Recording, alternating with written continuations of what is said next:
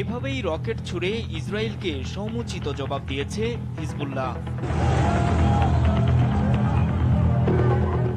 লেবাননের সংগঠনটির সশস্ত্র যোদ্ধারা রোববার টার্গেট করেন ইসরায়েলি আয়রন ডোম তৈরির প্রতিষ্ঠান রাফায়েল কোম্পানির কার্যালয়ে।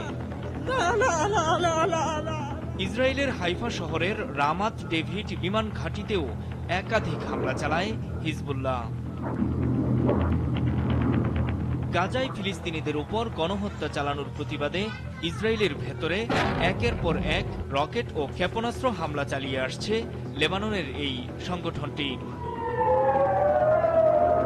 কাতার ভিত্তিক গণমাধ্যম আল জাজিরার খবরে বলা হয়, হিজবুল্লাহ জানায় হামাসের প্রতি সমর্থন জানিয়ে এবং গত মঙ্গলবার ও বুধবার লেবাননের বিভিন্ন এলাকায় ইহুদিবাদী ইসরায়েলের নির্মম হত্যাকাণ্ডের জবাবে এই হামলা চালানো হয়েছে।